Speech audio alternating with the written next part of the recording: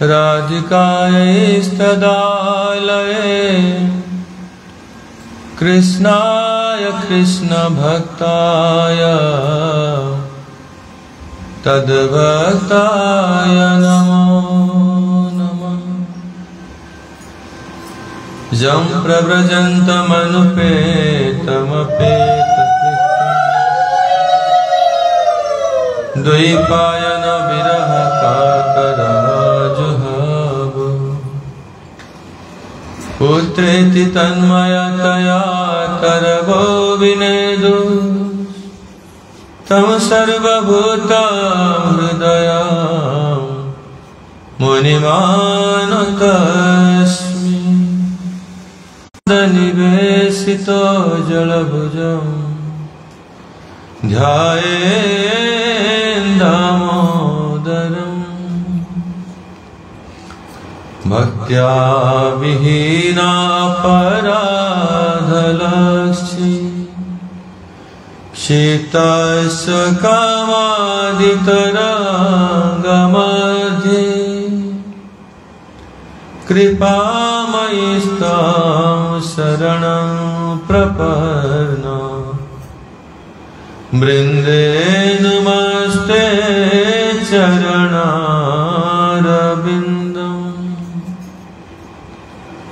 हा देवी काकुभरगद्गदया जवाचा जाचे निपत्य भुवि दण्डवदोद्भटात् अस्य प्रसादमबुधस्य जनस्य कृत्वा गान्धर्विके निजगणे गणना विधेहि।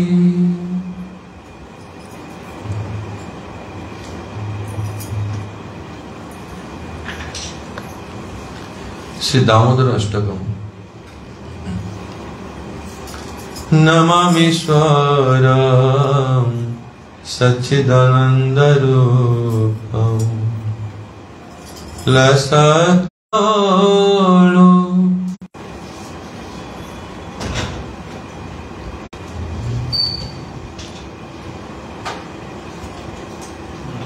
पूर्व आम मैंने ये दामोदर अष्टकम रही दिग्दर्शन वृत्ति तक आम श्रवण करते माँ जशोदा निकटरे अन्यान्य गोपी माने आसी बहुत प्रकार अभियोग करते कंप्लेन करते। कौन कंप्लेन करते कि तुम्हार पु ये आम ब्रजर कहते लाला लाला माने लाडला जे अत्यधिक स्नेहर पात्र ताकू लाडला कहुए लाडला रु लाला ही लाला लाली तुमर लाला आसिकी आम घरे बहुत माखन चोरी करुचे निजे खाऊचे आउ एटी बहुत नष्ट करुचे ता सहित जो मटकी जो मटकी ताकू भांगी दूची बाछुरी मान को खोली दूची बाछुरी मान खोल सब क्षीर पीदब आ दुई लड़ू न कृष्ण ये बहुत नटखट से लीला करते गोकुल रे बहुत नटखट छोट पिला को चिमुटी उठे दूसरे पिला कांदिला माने माँ मैंने व्यस्त अन्य घर काम छाड़ी पिला को सचाई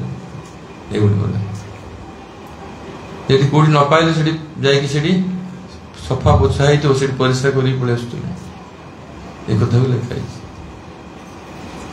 तो कृष्ण बहुत नटखट थे बहुत दुष्ट थे। तो गोपी मान आसिकी माँ यशोदा पाखे बहुत अभियोग कले जमी बारंबार अभियोग कले माँ यशोदा किंतु कार सपक्ष कार साइड नौले कृष्ण को साइड नौले माँ यशोदा कहीं अन्य साइड नहीं एमती कर कारण अत्यधिक गेला तो जो मैंने गेला पर सपक्ष माता पिता नियंती सी अन्य कथा शुणवे सहज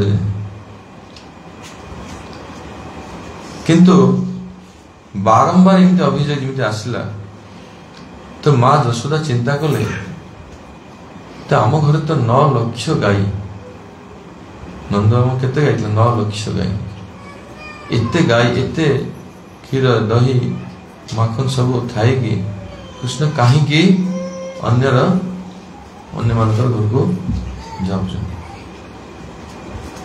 चिंता कले हो पारे माखन इठी आमर जो घरे जो माखन तैयार होची लोहणी सेटा बहुत खट्टा होता है पारे बा स्वादिष्ट होता है पारे माँ सुधा चिंता कर कहीं ना यशोदा माता तो निज हाथ में से लोहणी तैयार करना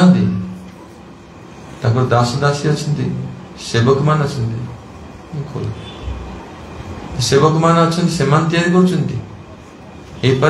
हाथ में जो तैयारी कृष्ण को रुचिकर लागू नहीं एमती माँ यशोदा बहुत चिंता करने लगे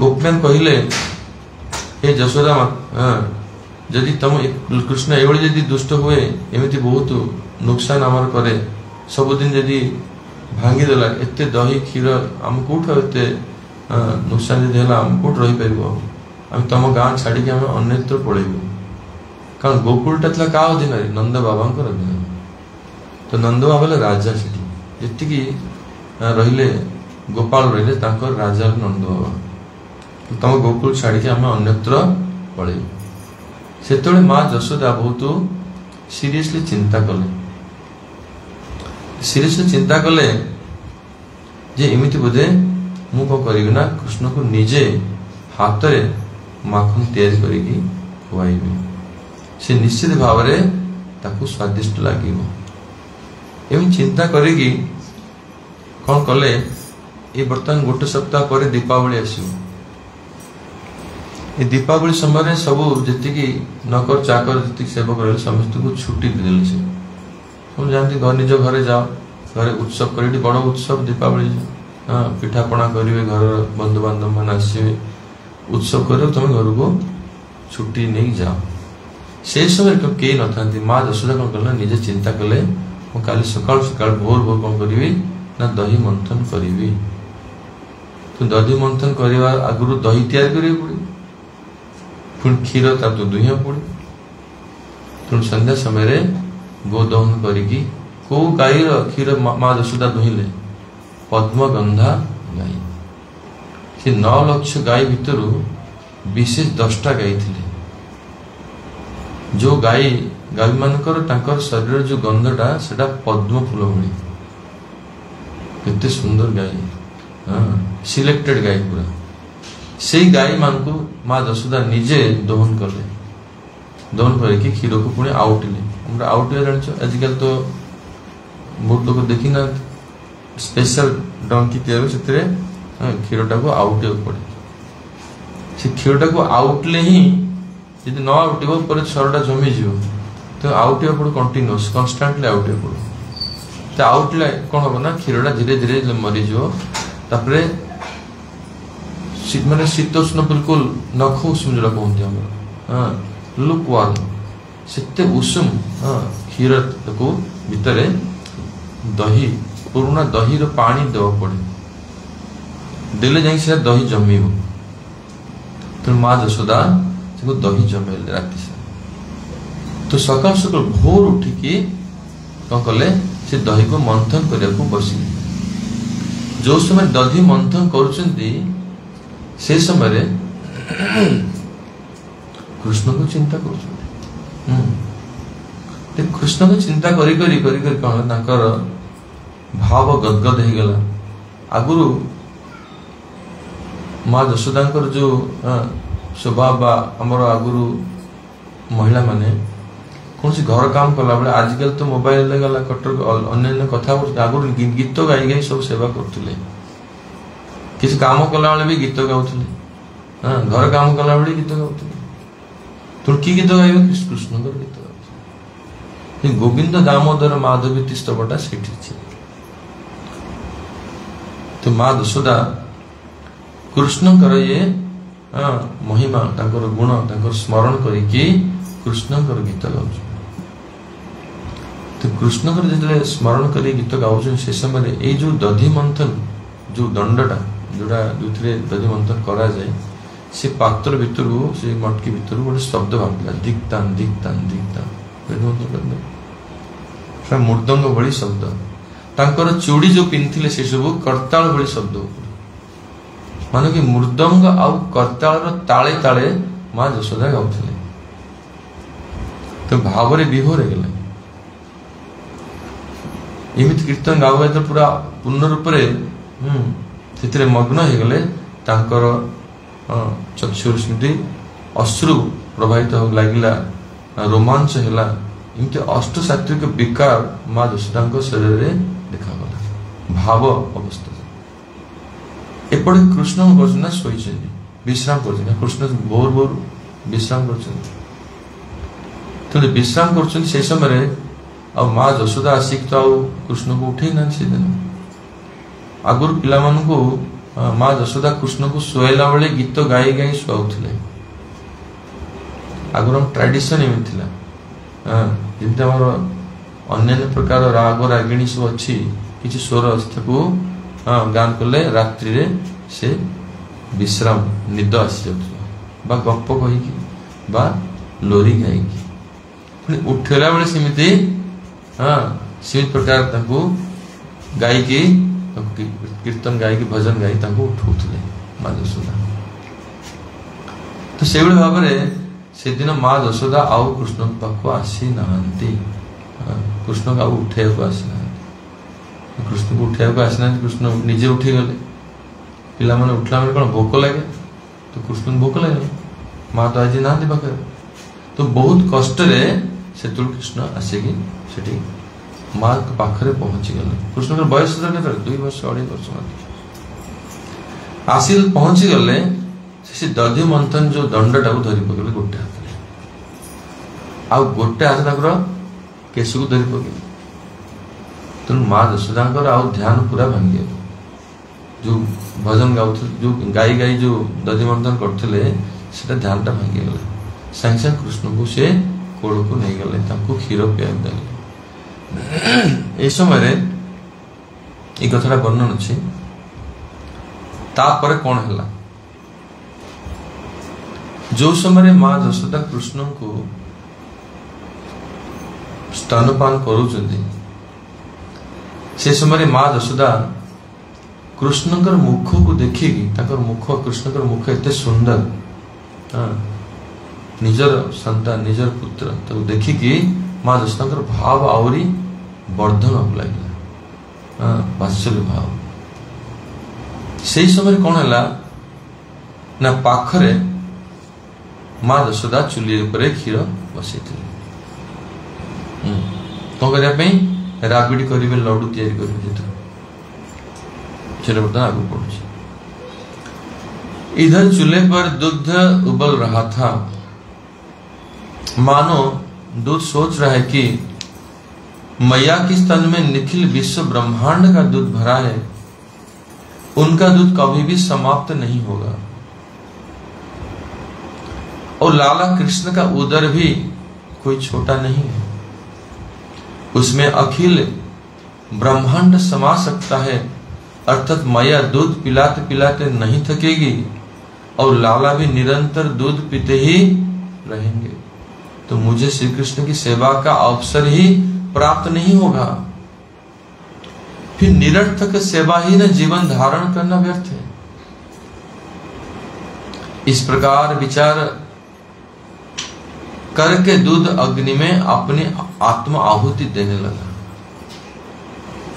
साधकों को भी ऐसी उत्कंठा होनी चाहिए यदि भजन करते समय भगवान की स्फूर्ति उनकी लीला और धाम की कृपा की अनुभूति न हो तो हमारा जीवन व्यर्थ है श्री नरोत्तम दास ठाकुर श्री गौर सुंदर एवं उनके परिकरों के दर्शन के अभाव से कह रहे हैं क्या कह रहे हैं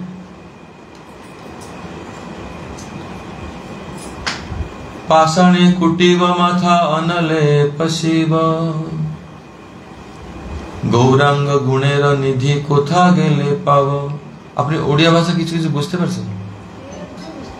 अच्छा अच्छा, এখানে হিন্দি একটু उड़िया बोलते हैं।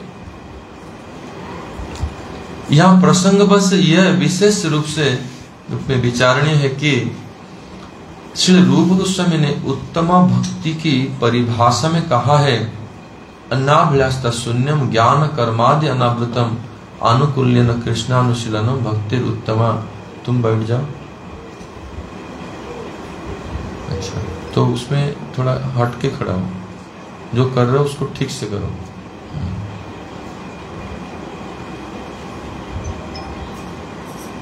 माँ जशोदा कृष्ण को स्तनपान करुछन्ति से समय पाखरे चुली ऊपर क्षीर बसी से क्षीर उतरिया को आरंभ होला, फुटुची से क्षीर उतरिकी पूरा सेठी चुली ऊपर पड़ले आसिक।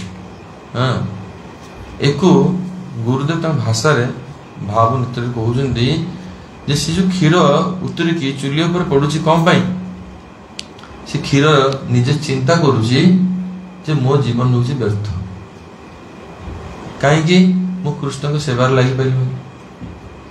तो माँ जशोदा ताको क्षीर पियाउछन्ति, तो माँ जशोदा के पाखरे केते क्षीर अछि, जेते क्षीर कृष्ण को पेटरे बनाव करू सेते कृष्ण को पेटरे केते जगह अछि, विश्व ब्रह्मांड जगह अछि, कोटि कोटि विश्व ब्रह्मांड ताको पेट भीतर अछि। तो माँ जशोदा को भी हजार लक्ष लक्ष क्षीर सागर भी सरी जीव, तो साधारण माँ कृष्ण को माँ सी, तो मोर चांस मिलिबोनी, आ मते आ सेवार अवसर मिलिबो नाही।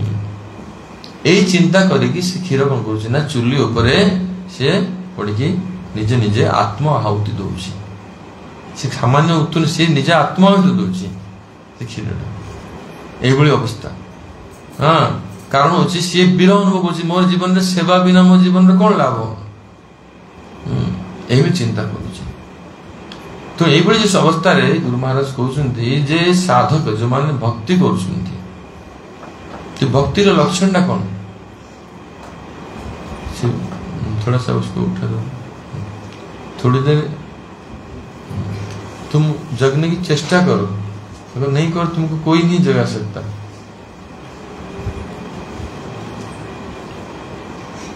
सब तुम्हारा देखे जरा, तुमको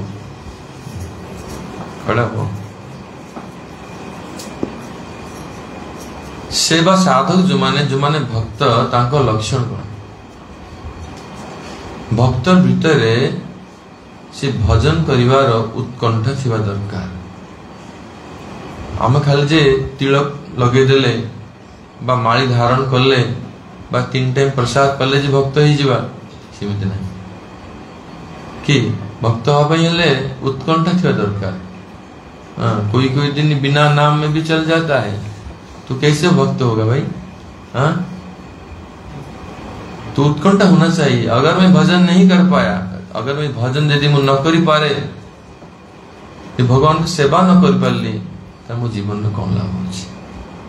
एई भली विरह अनुभव दरकार। जे मो जीवन व्यर्थ, यदि भगवान भजन करी पाउनी, ताको सेवा करी पाउनी, तो जीवन में लाभ कौन? एइभली यदि हृदय रे अनुताप आसु नहीं, ताले हम हृदय रे भक्ति नहीं। हाँ, जीवन व्यर्थ। नरोत्तम दास ठाकुर कहते महाप्रभुंकर विरह रे जो समय चैतन्य महाप्रभु तांकर परिकर माने जड़े जड़े करिकी अप्रकट हो गले, नरोत्तम दास ठाकुर तांकर विरह रे से कीर्तन गाई।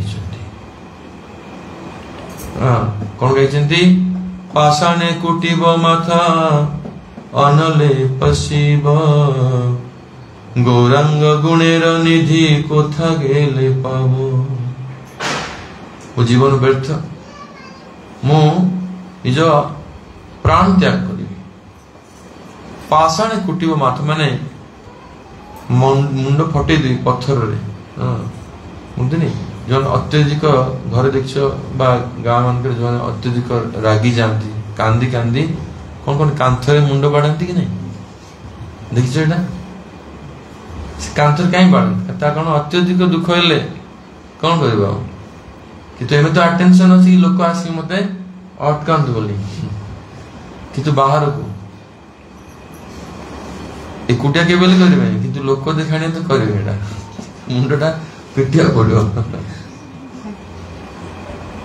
आम जड़े गुरु महाराज जे गुरु भाता जे त्रिविक्रम महाराज थे त्रिविक्रम महाराज गृहस्थाश्रम ही आसते गृहस्थाश्रम थिले तापर वैराग्य आसला मठ को पलि आसले मठ को पलि शुणीचे विषय गुरु महाराज कहते कथाटा जब मठ को पलि आसिले स्त्री आसी पहुंचले मठ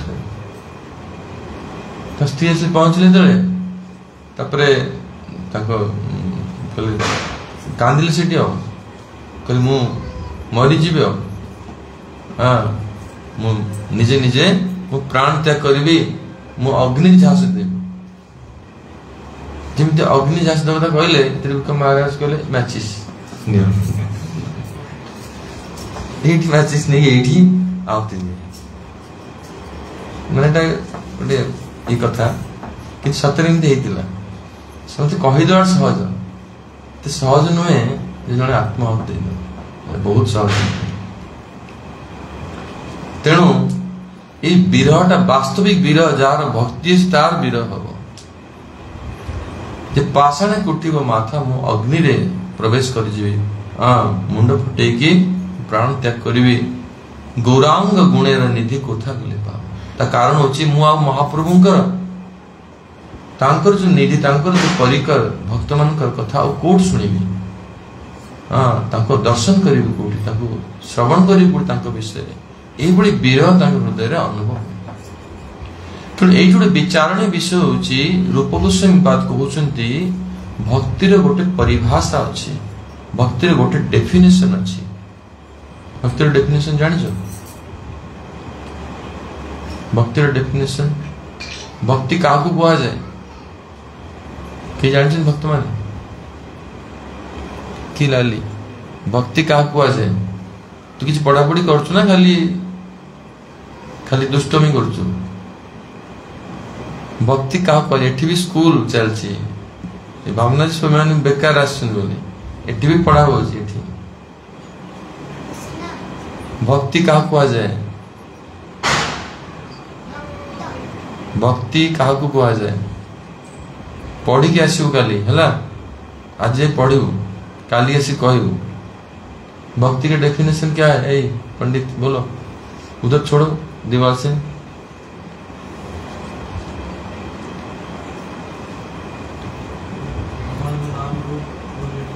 डेफिनेशन उत्तम भक्ति ठीक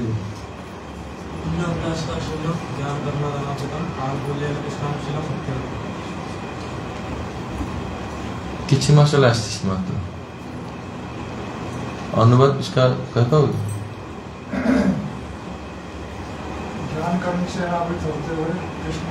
पहले तो अन्याभिलाष बोलो अन्याभिलाष शून्य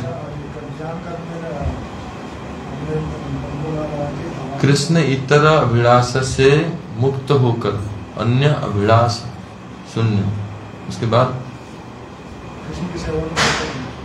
ज्ञान कर्मा ज्ञान का नाम माने क्या है ज्ञान कर्मा ज्ञानावृतम गुरु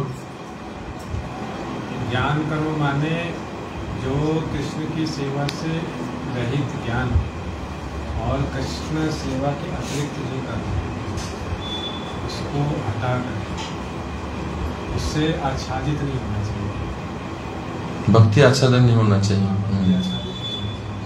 फिर ज्ञान कर्म माने कृष्ण अनुशीलन जो भी हम क्रियाएं कर रहे हैं वो कृष्ण की रुचि के या उनकी इच्छा के विपरीत नहीं होना चाहिए उनके अनुकूल होना चाहिए केवल कृष्ण की प्रीति विधान के लिए ही हमारे अखिल चेष्टा अपनी शरीर के द्वारा इंद्रियों के द्वारा अपने मन के द्वारा भावों के द्वारा कृष्ण की प्रसन्नता विधान करना ही भक्ति है।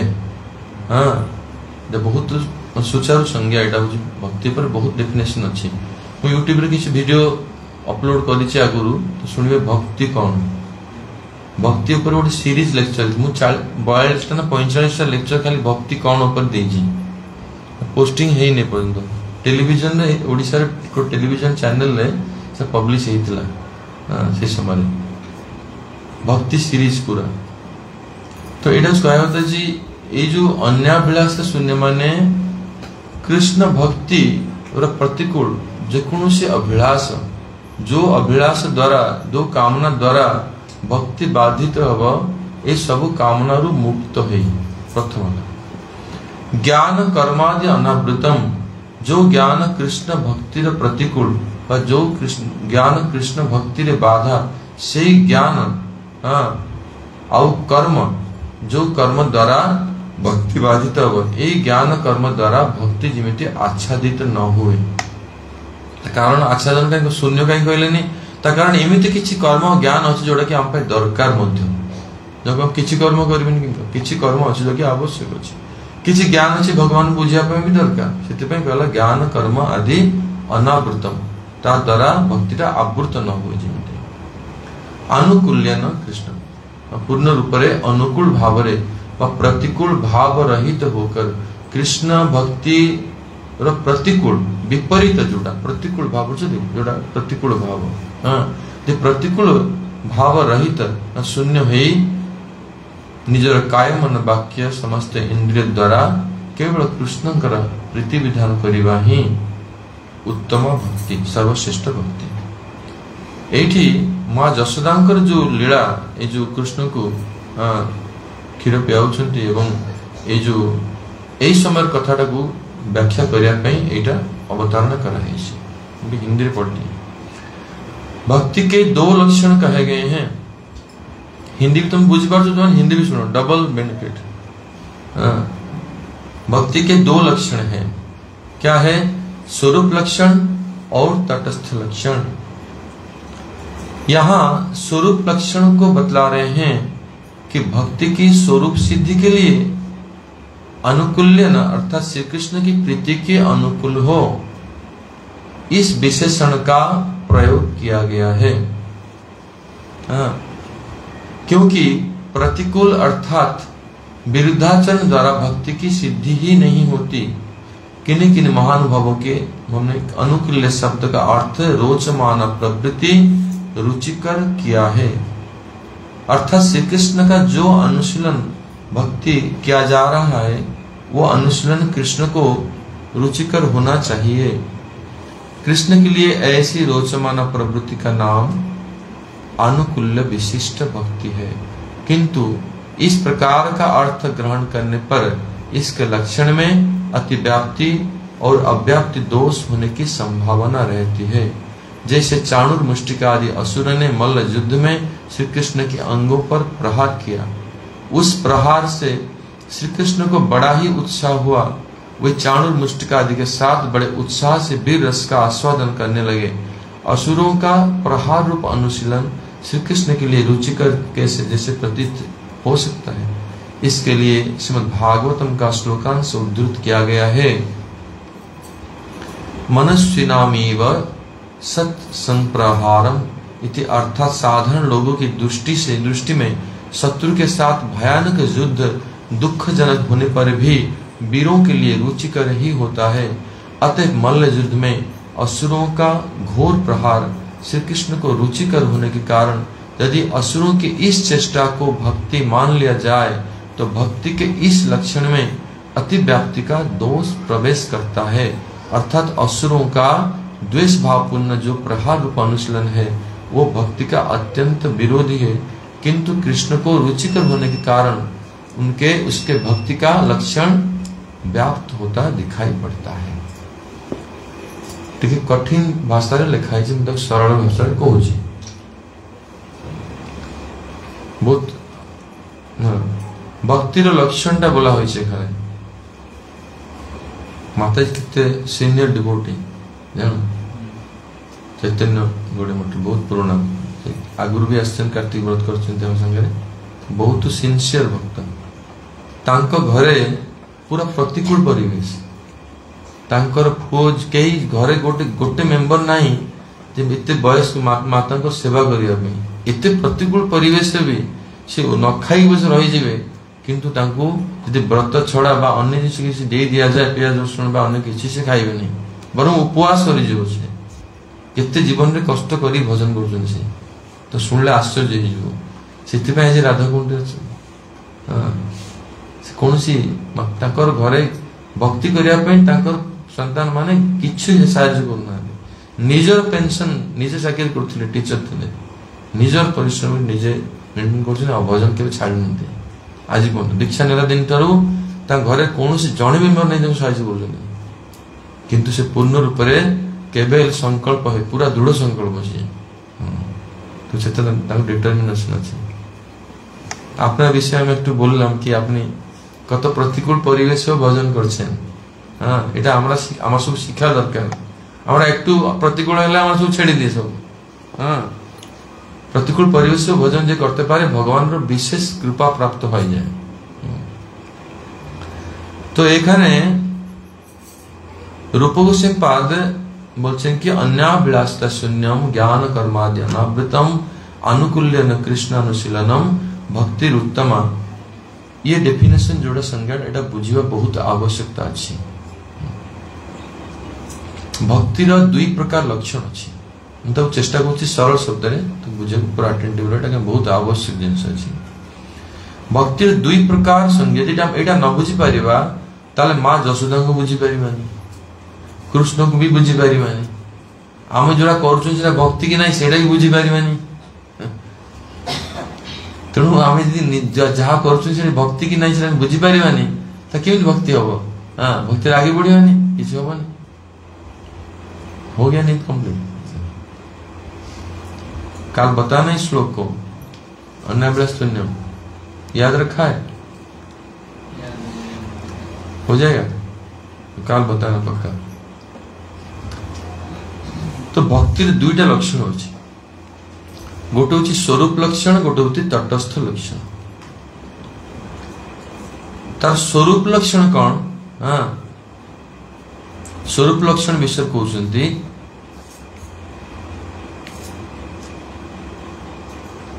अनुकूल्यन कृष्णानुशीलनम मु गुरु महाराज जिम कहते मु न कही टिके अलग भाव बुझे कृष्ण अनुशीलन माने शील माने चेष्टा है अनु माने निरंतर अनु माने नैरंतर्यमयी निरंतर चेष्टा करिवो कोन पई कृष्ण अनुशीलन कृष्णंकर प्रीति विधान पई सब प्रकार चेष्टा करिवो कोन चेष्टा करिवो तांको हम इंद्रिय मान द्वारा हम हाथ गोड़ भगवान जहाँ देइछन्ति निजर मन बुद्धि सब भगवान कर प्रसन्नता पाई से नियुक्त करिवो हला कृष्ण अनुशीलनम गोटे होची अनुमाने निरंतर आ गोटे अनुमाने अनुगत्यमयी कोनसी गुरुंकर अनुगत्य करिवो भक्ति ये निजे निजे कले जाकी भक्ति हबो नहीं निजे कले भक्ति होगी जिन जड़े डॉक्टर हबो से डॉक्टर यदि सी कौन सी एक्सपर्ट डॉक्टर रो गाइडेंस से प्रैक्टिस करू तो डॉक्टर हो ना निजे बही आनी पढ़ी निजे कहीं नहीं काउ काटिबो से लोक बंचिबो हां को मु डॉक्टर हे से हबनी निजे मन मन मेडिसिन आनी खाइबो हबनी सेति पर जेमिति अनुगत्यटा बहुत आवश्यक भक्ति रे भी सीमित अनुगत्यमय हवा दरकार और नैरंतर्यमय कंटिन्यूअस कौन सी प्रकार जो केते बाधा पाई कि मते भक्ति छाडुछंती सेटा होची भक्ति जे टिके बाधा पाइले आज माला शेष आज टाइम नहीं तो बाधा पाइला परे भी जे करि पारे सेटा हबो भक्ति हां तो एटा होची अनुकूल्यन कृष्ण अनुशीलन अनुकूल्य माने कोन अनुकूल माने प्रतिकूल भाव रहित प्रतिकूल्य रहित प्रतिकूल भाव माने आमर जो मनोभाव कृष्ण के प्रति जो सेवा करछंती सेते कोनोसी विरुद्ध भाव नथिबा दरकार कृष्ण को आनंद लागुजी तांको हमें आनंद विधान करछंती जिमते हमें वर्तमान रोषी करे कि 56 भोग ठाकुर को देले तो बढ़िया सुंदर सुंदर हमें आइटम कर दे भगवान तो खुशी हेले आनंद निश्चित खुशी हेबा ये भावना हम मन रे अछि किंतु हमर तांकर सेवा करियार मतलब ही नहीं जो हमर गाँव ब्राह्मण माने पंडा माने ताली मारी खिचड़ी भोग लगे बस चलले तो ताको कौन प्रकार भावना अछि कि भगवान मो प्रभु ताको भोक लागलानी बा ताको योनी कौन सी भावना नहीं प्रतिकूल भाव नहीं कर अनुकूल भाव नहीं कहला प्रतिकूल भाव जदि रहिला प्रतिकूल भाव शून्य नहला से चेष्टा जहा कर कृष्ण को प्रीति विधान कले भी सेटा भक्ति हम ना यहीटा को बुझाई गुरुदेव दुईटा एग्जांपल देइछन्ती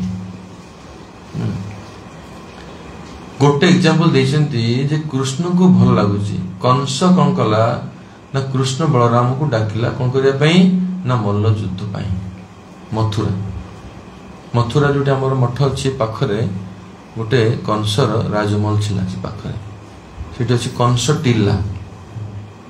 कंस टीला रंगेश्वर महादेव सब से जगह अच्छे जो जगह कि मल्ल युद्ध होता से मल्ल युद्ध करने कृष्ण बलराम को कंस डाकिला अक्रूर द्वारा एमती कौन कला ना बड़ बड़ मल्ल योद्धा मान नियुक्त कर बहुत पावरफुल से मल्ल योद्धा माने कृष्ण बलराम ऊपर प्रहार कले पूरा हाँ प्रहार कले मल्ल योद्धा कृष्ण बलदेव पूरा सुकुमार से मात्र 11 वर्ष वज्र से मल्ल युद्ध चाणूर मुष्टि कृष्ण के ऊपर प्रहार कले क्वेश्चन उठी वर्तमान जे कृष्ण को भल लगुला कि ना भागवत लिखा है कृष्ण को भल लगुला कृष्ण को आनंद लगुला कहीं कृष्ण निजे जड़े कि सर्वशक्तिमान जोटा साधारण व्यक्ति साधारण लोक दृष्टि शत्रु सहित जो युद्धटा यहाँ हूँ दुखजनक आम देख अरे केते कष्ट मारुंट केते कष्ट किंतु जी वास्तविक वीर योद्धा जी तापा रुचिकर वीर रुचिकर एत दिन जड़े मिलला युद्ध कर तो भगवान से वीर रस आस्वादन कर 5 प्रकार मुख्य रस अच्छी शांत दास्य बात्सल्य माधुर्य सेमती 7 प्रकार गौण रस अच्छी ता भर विभत्स वीर भयानक सब बहुत रस अच्छी वीर रस गोटे अच्छी से वीर रस माने भगवान वीर रस आस्वादन कले जो समय युद्ध कले से समय वीर रस आस्वादन कले जो नरसिंह भगवान हिरण्यकशिपु संगे युद्ध कले वीर रस आस्वादन कले जो बराह भगवान हिरण्यक्ष संगे युद्ध कले से समय भी वीर रस आस्वादन कले तो भगवान भी वीर ना सर्वशक्तिमान जहां पर सब शक्ति रही और सामान्य मल्ल युद्ध को देखिए कौन कष्ट लगे आनंद लगुच तेणु चाणूर मुष्टिक मान जो कृष्ण को आनंद दौरान न चाहिए भी आनंद दौर यहाँ कौन चाणूर मुष्टिक मान कौन भक्त कह भक्त कह कृष्ण आनंद पाँच कृष्ण को प्रहार कर कृष्ण आनंद पाँच भक्त कह भक्त कह कहीं भावटा है प्रतिकूल कृष्ण को मारिया प्रहार कर कृष्ण अनुशीलन किंतु अनुकूल्य भाव प्रतिकूल भाव युक्त होगा तेणु एटा भक्ति हम ना अन्यठी माँ यशोदा ये आगु को आसव कथाटा माँ यशोदा कृष्ण को शासन कर छाट नहीं शासन कर कान मोड़ी दूसरी कृष्ण कांदुंट कृष्ण तो कष्ट पाँच माँ यशोदा जो चेष्टा कृष्ण को प्रति तो सेटा भक्ति हम कि नहीं कृष्ण तो कांदिले आनंद पाइले भक्ति हम कि नहीं भक्ति हम कहीं माँ यशोदा जहाँ किसी कृष्ण प्रसन्नता कर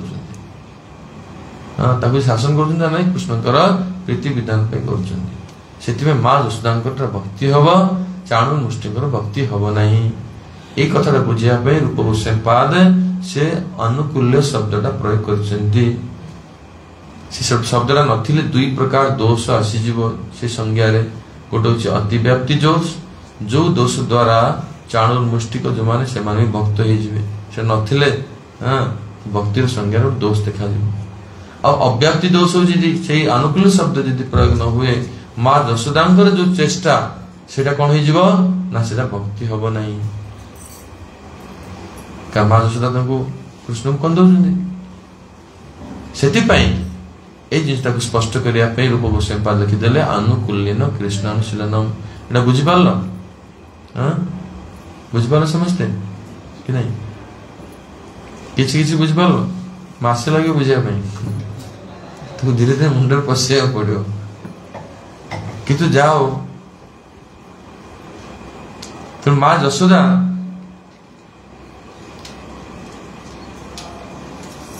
एथरे कौन है वर्तमान आगु कथा कौन है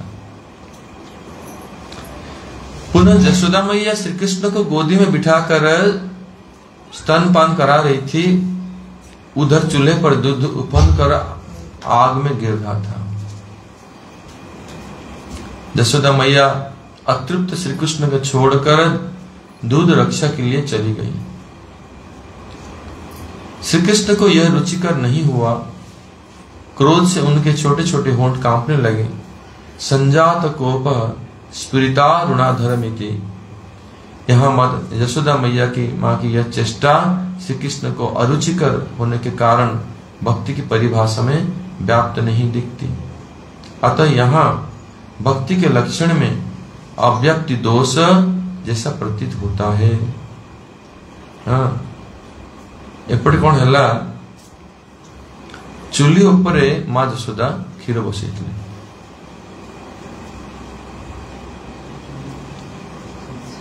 चूली उपर बसई से क्षीर पूरा उतरिकी से समय से क्षीर टाक बचाई रक्षा करने माँ यशोदा कृष्ण को छाड़ी गले। कृष्ण ये क्षीर पीछे माँ स्तनपान कर जबरदस्त बसईकी कृष्ण छाड़िया को चाहूना अतृप्त अवस्था अच्छा देखो ठीक यही अवस्था पुतना सांगरे पुतना आसला कृष्ण को केते दिन 5 दिन 6 दिन होता मात्र छोट बालक पुतना राक्षसी केते पावरफुल बहुत शक्तिशाली से कृष्ण को नेला क्षीर पिला से समय जिते कृष्ण तार प्राणवायु को शोषण कले शोधन कले से समय सी कृष्ण को ठेलिया को चेष्टा कला धक्का दो कृष्ण छाड़ी कृष्ण कृष्ण धरी नथिले सामान्य मात्र धरती छाड़ी पारानी केते शक्ति प्रयोग करते जान 10,000 हाथीर बल प्रयोग करथिला कृष्ण को छड़े पारानी क्योंकि माँ यशोदा केते शक्ति प्रयोग कला। माँ यशोदा बहुत बहुत सहज कृष्ण गोटा धरी बस ये आस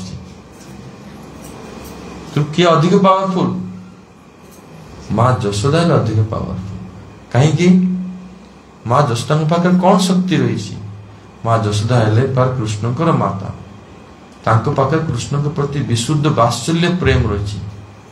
तो विशुद्ध वात्सल्य भक्ति जो रही सेटा सबुठ बलवान भक्तिर शक्ति अधिका भगवान भी सेठी पराजित हो जाते। भगवान चेष्टा कले पूरा कि माँ मत छाड़ी न जातु यही समय न जातु मु पेट भरी फास्ट पी सारे कि माँ यशोदा क्षीर टाक रक्षा करा पड़ो कहीं कृष्ण सी ए लड्डू तैयारी करेंगे राबड़ी तैयारी करेंगे क्षीर नष्ट हो करेंगे कौन कृष्ण लड्डू मांग कि खाया मांग देव कौन तो माँ यशोदा दृष्टि से क्षीर टाक रक्षा करने गले आ कृष्ण कांदिले तेणु एथिपाई यद्यपि कृष्ण ये अतृप्त अवस्था छाड़ी गले हेले भी माँ यशोदा चेष्टाटा भक्ति कहुए यहाँ हूँ बुझापी कथा एग्जांपल दिगला बाद में फिर पढ़ लेंगे पर पुणी आउ थे तुम इंग्लिश से कहीदिए पर पुणी आम टिके कहीदे जी जो महाभागवत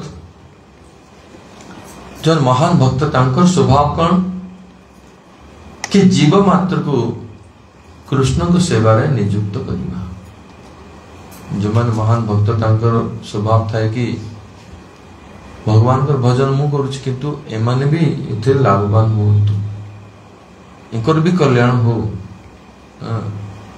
सब जीव भगवान का भजन करंतु यही चेष्टा तांकर।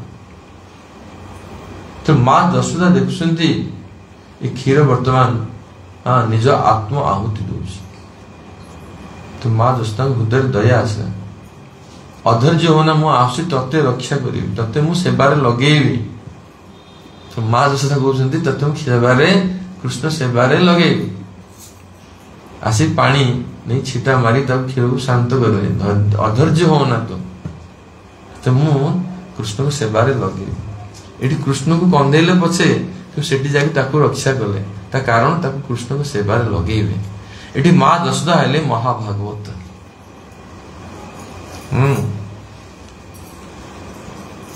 तेणु ये हूँ माँ जसोदा जो स्वभाव से महान भक्तर स्वभाव अन्य हाँ ऊपर दयावान समस्त भक्ति करंतु ये उदार चित्त से माने और ये आगे आगे पढ़ा कृष्णकर जो प्रेम रही माँ जसोदा प्रति कृष्णकर भी स्नेह अच्छी माँ के प्रति और माँ कर भी स्नेह अच्छी कृष्ण के प्रति किंतु माँ कर जो प्रेम अच्छी कृष्ण के प्रति सेटा कृष्ण को ठारो अधिका माँ जसोदा कृष्ण को नियंत्रण कर गोटे हाथ में बसे कृष्ण सब सर्वशक्तिमान है भी सेठी पराजित हेले ये भक्तिर पावर हाँ तो जार भक्तिटा अधिका हेले जाए कि हम कृष्ण को पाई परिबा जे आमर भक्तिटा कृष्ण को ठारू कम होबो केबे पाइबानी ये कथा हैला बर्तमान आगु को आमे श्रवण करियो गोटे इंग्लिश से कहि जो माने इंग्लिश बुझी पारिबो बस नहले बसले शिखिबो इंग्लिश भाषा तुम इंग्लिश बुझी पारजो ओडिया ओडिया बुझ कौन बुझ मत कहलु एबे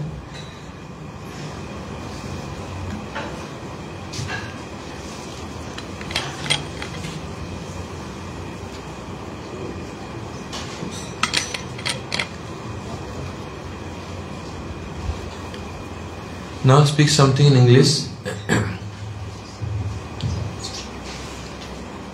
In previous class, previous day we heard that Mother Jashoda was busy in singing Krishna's glories.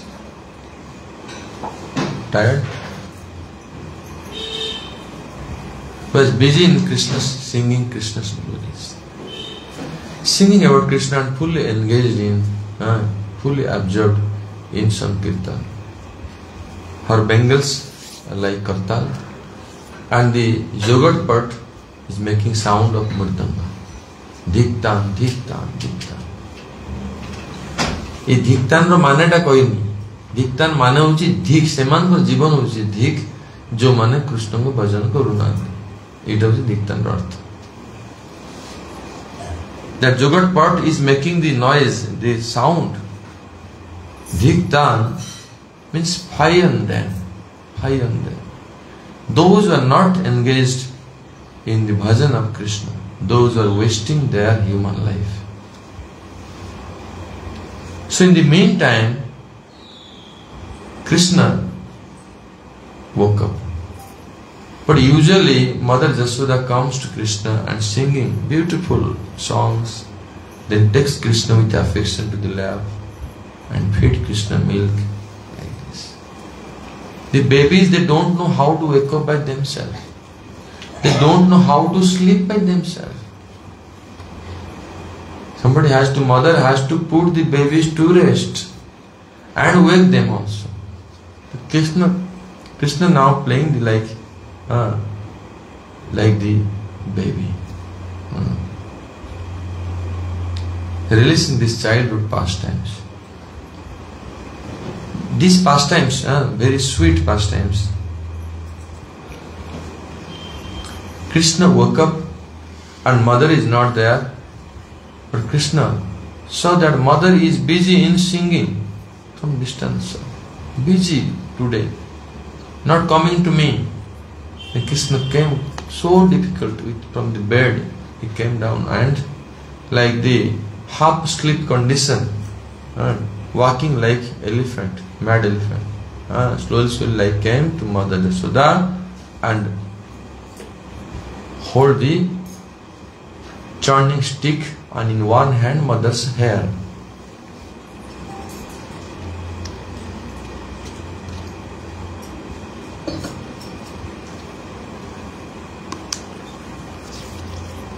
Then Mother Yashoda's trance broke, and then Mother Yashoda took Krishna to the lap and started feeding milk to Krishna.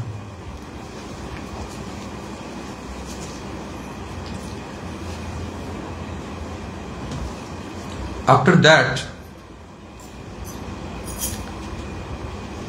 Mother Yashoda, when feeding milk to Krishna, Mother Yashoda's ecstatic symptoms manifested, and Mother Yashoda fully absorbed in the drinking, the releasing the Vatsalya. Both Krishna and Mother Yashoda fully, they are now busy. In the meantime, there was milk was boiling nearby stove. It is boiling over. As if the milk is thinking, what is the use of my life? I have no chance to serve Krishna. Now Krishna is drinking the milk of Mother Yashoda, and Krishna will be full stomach, then not when I have no chance to serve Krishna. And how big Krishna's stomach? Krishna's stomach is very big. Innumerable universes creation can accommodate inside Krishna's stomach. And how much milk mother has, Mother Yashoda? Oh, thousands of milk ocean can flow from Mother Yashoda. So Mother Yashoda's milk will never stop, and Krishna's stomach will never fill. Then I have no chance to get service. Better to die. Better to give up my life. That's why the milk is jumping over and jumping in the fire. So the sadhaka, those are practitioners, they should think like this. If I cannot serve Krishna, if I don't have taste for bhajan, I'm not getting taste for the dham, not attraction for the dham. I'm not getting taste for chanting Harinam. What is the use of so-called life? This is a burden for me. It's better to die. And Gurudev tells that don't die. Better utilize your time. If you think somebody will think like that, I will die, then dying is not complete. But this is the mood is like this. Those who are great devotees, they feel like this. Like Raghunath Das Goswami came here from Jagannath Puri. He wanted to give up his life. What is the use of my life? So the milk is thinking like this. The milk is a great devotee. Somebody can question. The milk can think? Is it the milk can think? Yes. In Braja everything is transcendental. Every object. They are not dead matter. They all have senses, they can feel. They can solve, they can feel, they can communicate. They all have senses, they are transcendental. Full conscious. That's why Gurudev's explanation is based on that. All Siddhanta is not based on anything, speculation or story. It all has justification, whatever Gurudev is saying. So, what is the use of this life without the service? Thinking like this, the milk is jumping in the fire and giving up his life. The sadhaka should think like this. They should have strong eagerness for this. Oh, we are passing our day today, no chanting, no problem. Tomorrow we'll do. Today no chanting, no problem. Prasadam should be 3 times. But no chanting is not important.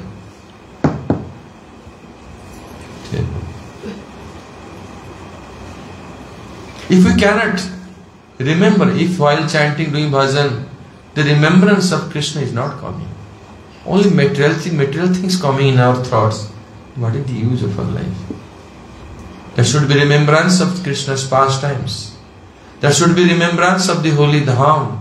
There should be remembrance of our Guru, Vaishnavas, glories.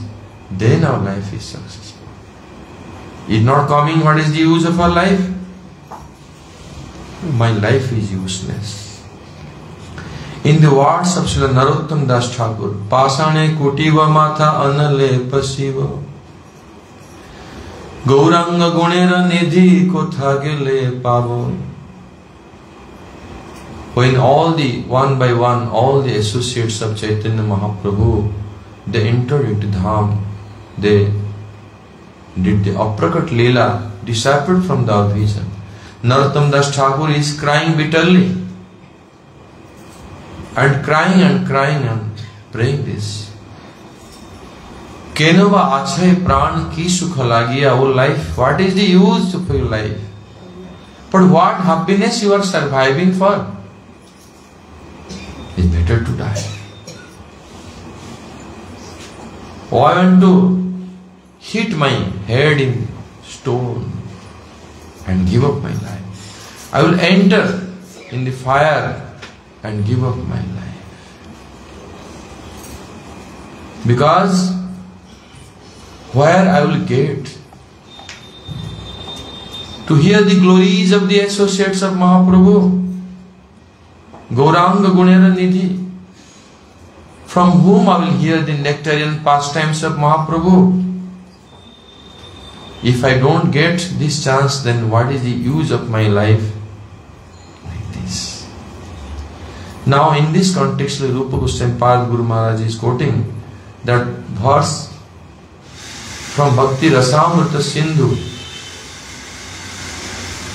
Anyabhilasita sunyam jnana karmadi anavritam anukulyena krishna anusilanam bhakti ruttama.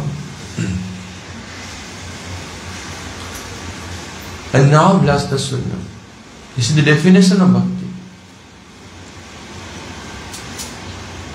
The bhakti, the cultivation of bhakti should be devoid of unwanted desires. Any desire which is not favorable, supporting your cultivation of bhakti, that desire should be given up. And that devotion, cultivation of bhakti should not be covered by knowledge and karma, jnana and karma. Especially the Jiva Brahma Aikya Jnana. The oneness, the knowledge which is about the oneness of Jiva and Brahma. If that will be, the Jiva will want to merge the Brahma, then that knowledge, that bhakti becomes totally, it's against bhakti. So this type of knowledge is totally given off. Even the other knowledge, the knowledge about the Supreme Lord Absolute Truth, Aishwarya Jnana, it's also, one should not fully stick to it, then his bhakti will not become pure. That's why you cannot give up, but it should not cover, the knowledge should not be prominent, it should not cover your bhakti. Similarly, your activities. As long as the material body is there, activities will remain. You cannot totally give up the activities, but the activities should be for the favorable, for the service of Krishna. Like this. Because if you are doing anything for your body, the body will not survive. You cannot do bhakti. That's why any activities is required to maintain this body. It is allowed, but it should not cover your. One should not think that, oh, I will do karma. Without that, where I will maintain family? It's very good. But you will be busy so much in karma that no chant to Harinam, no time to chant Harinam, and no time to remember Krishna, Harikatha. So what type of life is it? Your karma should not cover your bhakti. But what happens is sometimes devotees, practitioners are so busy that karma covers the bhakti. Oh, bhakti I can do tomorrow, no problem. I am not dying tomorrow. Today let me be busy in my own work. They are not called bhakta. They cannot be called as devotees. Then Krishna Anusilanam with body, mind and speech and all your endeavors should be exclusively for the pleasure of Krishna. Krishna Anusilanam. But your Krishna Anusilanam, cultivation of bhakti, it should be devoid of unfavorable desires. The example is given. When Kansa invited Krishna and Baladev to the wrestling match, Chanur and Mushtik, they started to attack Krishna. Their body was like thunderbolt and Krishna was like a tender boy. Externally it appears that they are giving pain to Krishna. But Krishna was not getting pain, Krishna was getting pleasure. Krishna is the greatest hero. He is the source of all power. Who has so much power is looking for opportunity to fight. Krishna is like this. Krishna wants to fight. So when they are attacking Krishna, and Krishna also getting pleasure because he is releasing Bira Ras, the mellow of heroism. In Bhagavatam it is mentioned. But then Krishna is getting pleasure. Then is it that there are activities of Chanur and Mushtik we can call as bhakti? No, it cannot be called as a bhakti. Because their moods unfavorable. Their moods are unfavorable. They were trying to kill Krishna. That's why their activities will not call be bhakti. Although Krishna is getting pleasure, still they are not doing bhakti. Another example, when Mother Jasoda is feeding milk to Krishna, in the meantime, nearby stove there is milk was boiling over. And Mother Jasoda saw. So Mother Jasoda is like a Mahabhagavat, a great devotee. There is so much compassion for others. What compassion they have? They want that everyone should serve Krishna. They should be engaged in bhajan. That's why Mother Jasoda wanted to stop Krishna giving milk to Krishna and go to save that milk. Then Krishna doesn't want to leave. Krishna wants to stick to the mother. Like Putana, when feeding milk to Krishna, and Krishna was sucking milk, and then Krishna wanted to purify Putana. Somebody is giving me, like taking me as a baby, or let me make her as a mother, purify her heart. So Krishna was sucking the life air. Putana is thinking, Putana found that she's dying now. So she tried to pull Krishna away from her body in the strength of 10,000 elephants. So much strength he applied. Could not remove Krishna from her body. Krishna is powerful. Only 6 days old baby. Could not do that. But same situation here. Krishna is unsatisfied condition. He is drinking milk from mother. And mother wants to go to save that milk. And Krishna doesn't want to leave. Krishna applied all his strength. Full strength. But still, Mother Jasoda easily in one hand put Krishna, sit here, then ran. So how come? Because Mother Jasoda's power, that power of devotion, Mother Jasoda has affection for Krishna. Krishna has affection for Mother Jasoda. But Mother Jasoda's affection for Krishna is more than Krishna's. That's why, in that case, Mother Jasoda could easily put Krishna there. And Krishna be defeated. Krishna became unsatisfied condition. Started to cry. Krishna, out of anger, Krishna's lips start to tremble. You know, somebody become very angry, his lips tremble.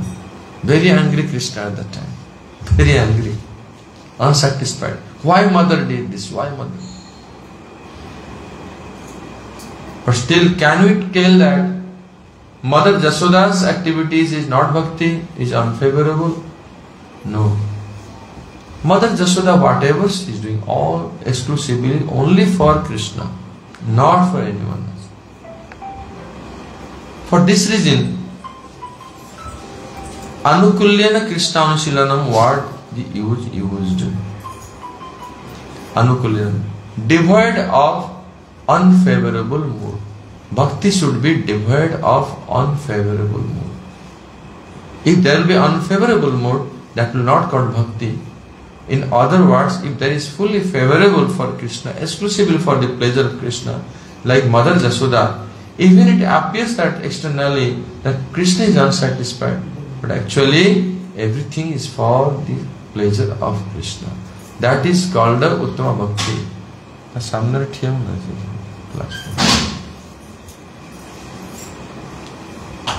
So like this, we'll continue again in the evening. In the beginning part, I gave them some essence of the previous class. So again, in the evening, we'll continue. So this is Uttama Bhakti. It is very important. We all should know, remember this, so that we can know our activities is bhakti or not. Otherwise, whatever we are doing, Anusilanam, Anu means continuous, without interruption. So continuously. So one day, like I am giving example of Mataji, Mami. You know, in her family, not a single member supports her devotion. She prefers some days without eating than to eat from their hands. So strong. That's good. Never give up. Very, very strong. Whole life she has given for devotion till now. By hook or crook she came Radhapur here. She goes to Mayapur also. In this age, she is so strong determined for her bhajan. Even there is not a single son. They are very wealthy. They have big palace. They don't give you 1 paisa for the service of Vaishnava. She takes her own job she was doing, or pension money, using for service. She giving even here for feast for service for money. Okay, this is the example. It should be uninterrupted, continuous. Anu means Nairantarjamai. And another meaning of Anu, Shilanam, Anu means Anugatyamai. It should be under guidance.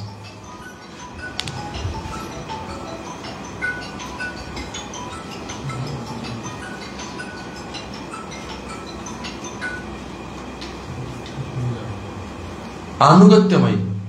It should be under guidance of Guru. If it is not under guidance, independently doing, or going to market, or get mala, chant Hare Krishna. Going to market, red cloth, red cloth. Get tilak and put tilak. This you don't do. You have to do it under guidance. Only Kantimala tilak will not make you bhakta. Remaining under Guru will make you bhakta. Otherwise not become bhakti. Nowadays you see, number of these devotees more now in number. Those are not under guidance of any Guru, but they do everything. It is like you practicing medical without an expert, and buy scissor and try to cut and stitch yourself. How much risk is it? You will not even notice that you are committing offense. You are not doing bhakti. You will not notice even. I found one devotee. A devotee is thinking, my body is pure because I am chanting Harinam. Then spit and making tilak because Ganga water in my mouth. I am pure. So you can see that what type of thoughts will come in your mind if you are not guidance of a guru. That's why bhakti will not happen without the guidance of guru. You will be somebody else. You become something else instead of bhakta. That's why never do this. So strange thoughts will come in your mind. You will never become a devotee. That's why bhakti is called anugatyamai, anusilanam. So we'll continue again in the evening. Yes, one more point I will clarify. Rupa Goswami Pad added this definition anukulyena. Without this, what would happen?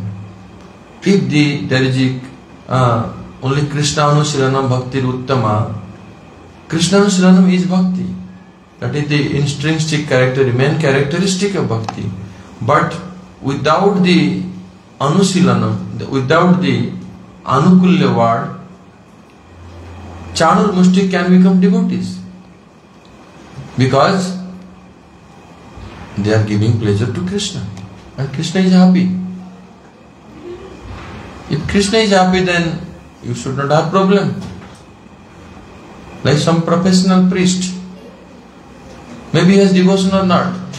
Just do something, offer something, ring the bell, with the bhoga, everything, and then clap 3 times and offering down. Professional priest. He is paid for that. So no devotion. With Krishna, your bhakti is, Krishna is not doing bhakti. Bhakti you are doing. So what is your mentality? That is important.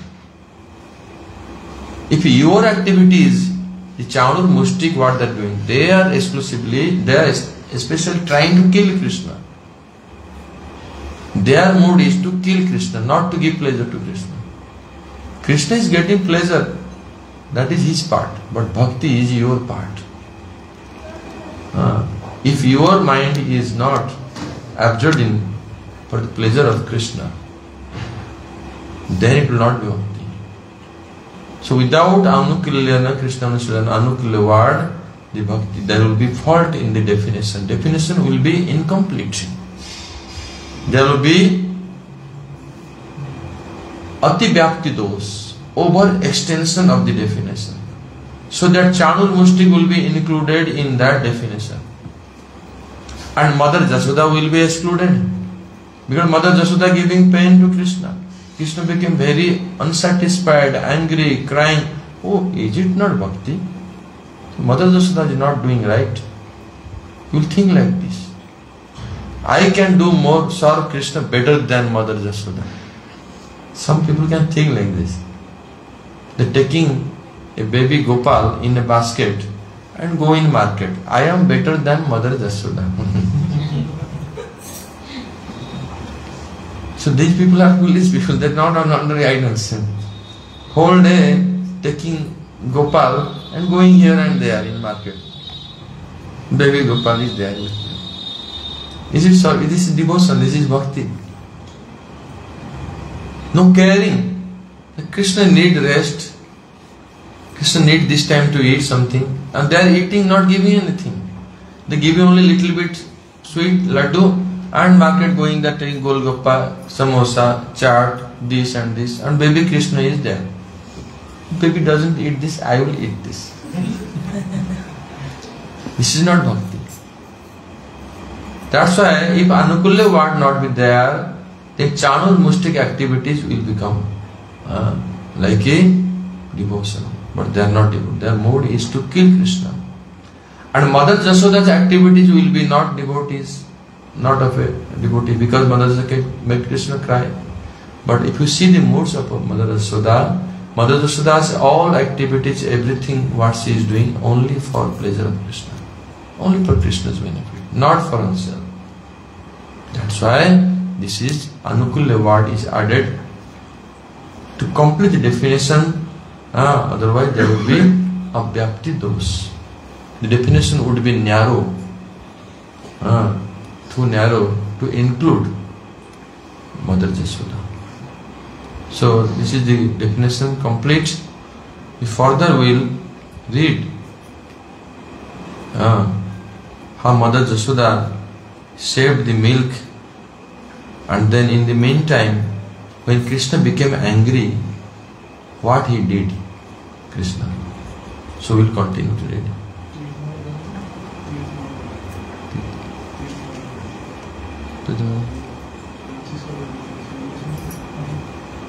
Oh, I gave one example. Just while speaking, I gave one example. We had our Gurudev's god brothers. Sri Trivikram Maharaj was there, and he came from the Grihastha Ashram, and when he came to temple, Gurudev told us this story. His wife came to temple, crying, everybody disturbed. And what she wanted to determine to take her husband back to home.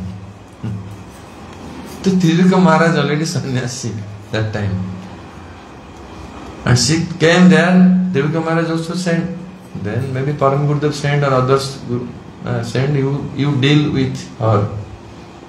Trivikram Maharaj came there. Oh, I will die, I will burn myself. When she told, I will burn myself, Trivikram Maharaj told, okay, let's take the matches and do it now. Just do it now. So to say it is easy, I told in the context, when devotee is telling that, oh, we'll give up our life. It is easy to tell. You know, in village, when the ladies, they cry, they sometimes become very, very sad and they cry, they beat their head in the wall. But they do only when people are around. Otherwise, they alone they don't do this.